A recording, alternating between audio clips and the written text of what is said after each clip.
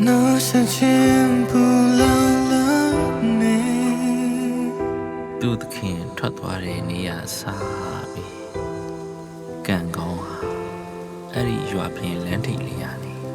လုံးဝမခွာတော့ဘူးလေ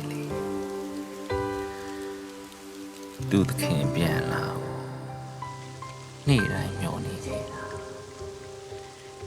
နေ့တွေညတွေကူးပြောင်းပြီးရာသီတွေသာကုန်သွားတယ်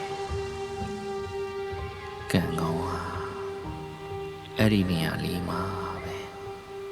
သူ့သခင်ကိုမျောနေတော့မယ်သူ့သခင်ဦးစင်းလေးရတော့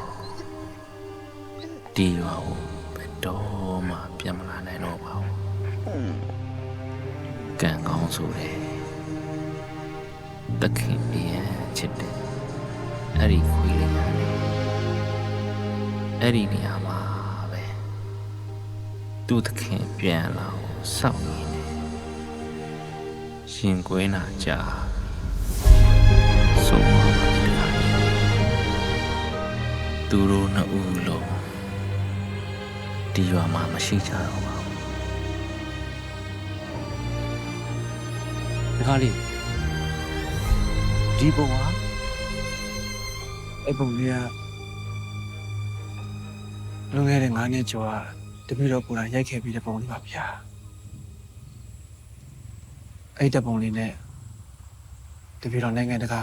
တပုံပြိုင်ပွဲတွေမှာဝင်ပြိုင်ခဲ့ပါတယ်ဗျာဆုလည်းရခဲ့ပါတယ်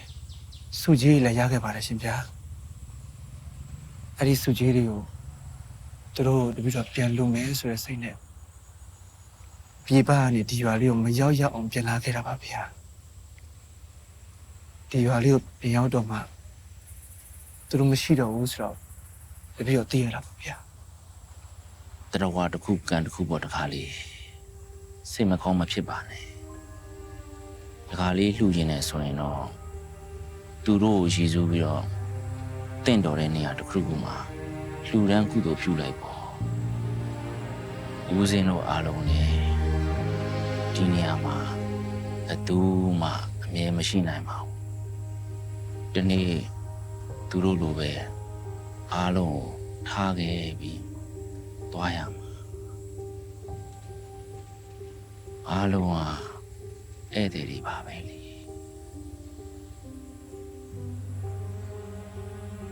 ကျမဗျာ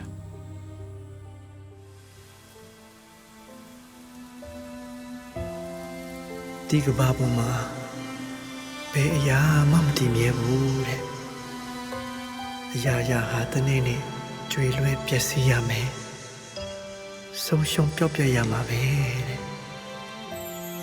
တရှိတော်ဟာတွေရုပ်ဝတ္ထုပစ္စည်းတွေအားလုံးထာဝရတည်မြဲတယ်ဆိုတာဘာမှမရှိပါဘူးတဲ့ဟုတ်ကောင်းဟုတ်ပါလိမ့်မယ်ဒါပေမဲ့တိတ်ကိုအင်အားကြီးမားလာတဲ့အရာတစ်ခုကတော့ဒီကဘာကြီးပေါ်မှာအမြဲတမ်းရှင်သန်နေရုံပဲဆိုတာကျွန်တော်သိလိုက်ရပါပြီအဲ့ဒါကတော့ဒီကဘာကြီးကိုအလားဆုံးဖြစ်အောင်ပြုပြင်ပေးနိုင်တယ်မေတ္တာတရားပေါ့အဲ့ဒီမေတ္တာတရားအကြောင်း